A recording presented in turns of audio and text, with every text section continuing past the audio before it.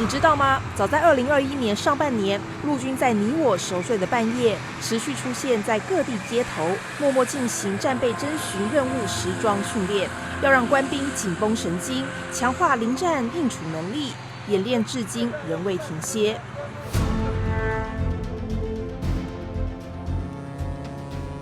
你知道吗？除了总统大选外，现在是最多外媒抢着申请采访的时刻。只要国防部开放报名，他们都不缺席。When you're out there in the sky, what is happening in terms of what's China's doing differently than it did a month ago? So I won't say there's a lot of change, but our frequency to scramble is getting higher, and so I think the tension from the in Taiwan Strait is definitely is higher. 美国众议院议长裴洛西访台后，中共封岛式大规模军演，军事紧张恐怕常态化。你该知道更多。因为2027年是他建军100年嘛，2020年是他建党100年嘛，2049是建国100年嘛，这3个100年对他来说，对于他中国梦来讲都是一个重要的里程碑嘛。这些里程碑代表两岸要打仗了吗？没人希望。但中共显而易见的威胁，我们无法视而不见。台湾的下一步必须步步为营，若仅仅以不变应万变，那将会步步惊心。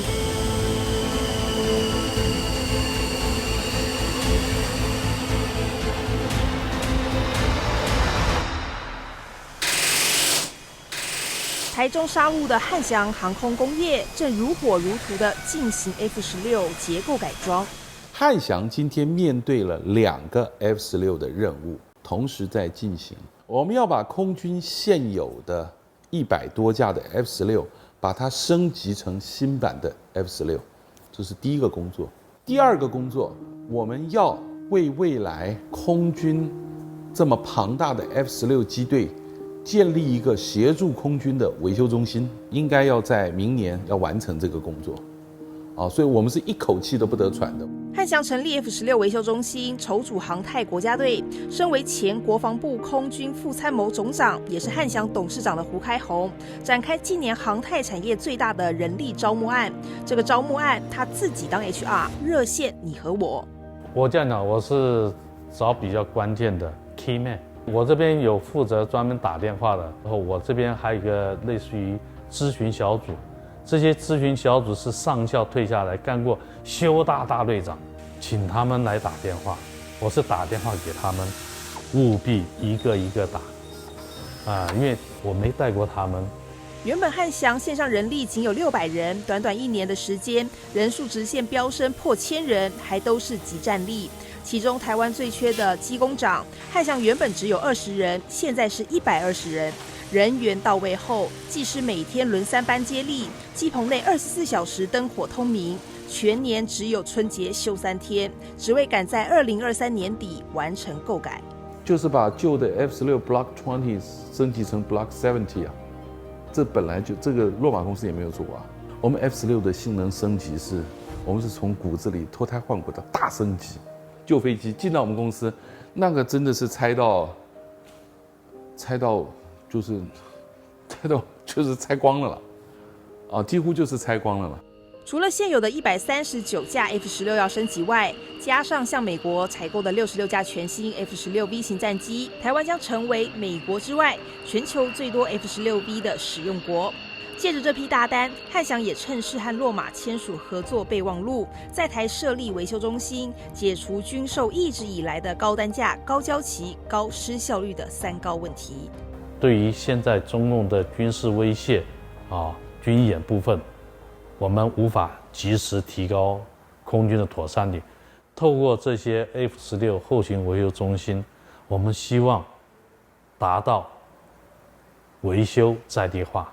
现代机种 F-16的系统件3高品项，来请国内的这些厂商来认识修，希望透过我们这个技术的一个盘整，把我们国家队做一个整合，这个整合情况下，就是为了我初教机下一代战机来布局。在经国号 IDF 战机之后，国际国造一度停摆，产业人才流失。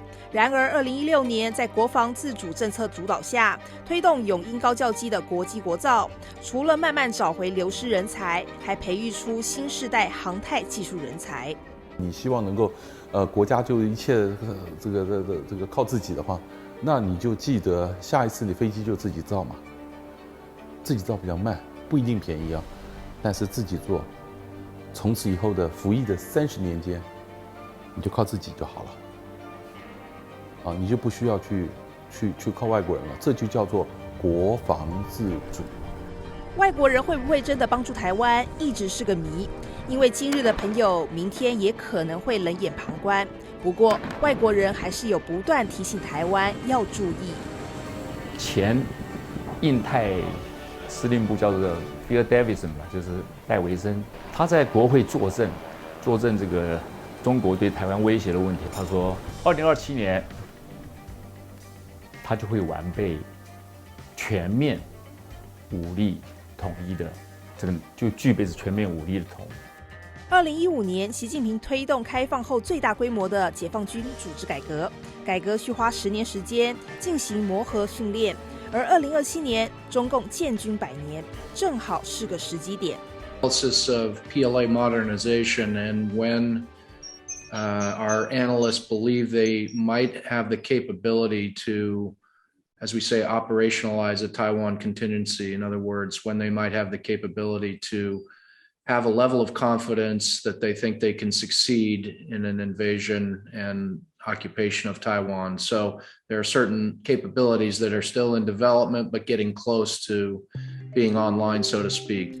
1996年到2021年，中国的军事支出与我国相比，包含非国防预算中的支出，从台湾的2倍增到现在变成22倍，高达2700亿美金。解放军现在已有高达360艘各式舰艇的海军舰队，超过美军的300艘。意思是，万一发生战争，中共已有足够的能力封锁台海周边，尤其是将有可能前来协防台湾的美军挡在第一岛链外。2027那一年，美军自己也有点自顾不暇。那我觉得最令美军担心的就是，当共军的战力开始提升的时候，美军自己却处于一个新旧装备大换装的时期。从现在开始到2023年，至少会有7艘美国的巡洋舰等等会陆续的退出现役。当共军的战力在2025年到2027年之间快速提升的时候，美军却因为装备的换装，陷入一个青黄不接的一个阶段。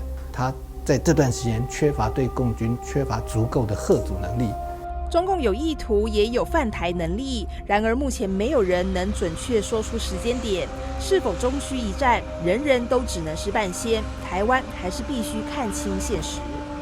军费合理的提高，我个人认为也是必要的，因为前面我们在讲说，你怎么样确保台湾的安全，或者避免台海发生战事，就是你要有一定的嚇阻力嘛，对不对？如果你没有办法达到有效的嚇阻，你投下的预算，如果能够防堵这样的状况发生，那基本上这个成本一定远低于你被敌人歼灭的成本。这个反而就是我们在军事花费上面要去思考的，不是去思考我要跟对岸竞争。台湾要小博大，不能跟对岸比钱多。现在要思考的是不被歼灭。前参谋总长李喜明主张整体防卫构想，不对称战力与传统战力的资源配比建议是6:4。整体防卫构想是基于2件事情，就以拒止式嚇阻为目的。然后呢，以不对称作战当手段的一个防卫构想。我的不对称战力很简单：机动、分散、精准、致命的小东西，这就是台湾要的东西。这些小东西都便宜，你要解决这个小东西，你就得靠近我。我肩膀上扛个飞弹，你怎么可能用一个弹道飞弹打我嘛？你就得靠近打我，你靠近我就会打你了。然后这些小东西各式各样，包括什么标枪飞弹啦、刺针飞弹、无人机。这些各式各样的小东西可以让台湾成为刺猬满身刺，让中共难以吞下去。但所谓的不对称战力，真的适合台湾吗？不好意思，讲了很重的字眼。好，如果有一天台湾必须打到巷战，解放军都已经登陆了，乌克兰能够打这个前提是建立在什么？建立在他在支撑巷战跟城市战的时候，援军就源源不绝进来，对不对？可是海岛国家像台湾啦，你跟他打游击战，目的是怎么样？是要赶回海上吗？不可能嘛。但是它只有一种前提，就是建立在我撑到一段时间，美军可以上岸。可是下一个问题要问的是，美国愿不愿意挑战中国的红线？台湾的安全不只仰赖美国，从国际国造发展现代化战争需要的无人机、低轨卫星等技术，争取更多的国防自主权。但还有一件是最关键。那防卫自己的决心是不是一件很重要的贺主？当然是啊。如果我一上了岸跟你打巷战，你就知道说，我这样就是死了，我这样怎么打得过？我也没地方跑。我们台湾需要告诉你说，你如果把门踹开，我不会垮，而且你进来你就惨了，影响不了他的实力，但是会影响到他的去路，因为他碰到一个不怕死的。展现不屈服，就有贺主力。若台湾人没有团结的民心，任何不对称作战都没有用。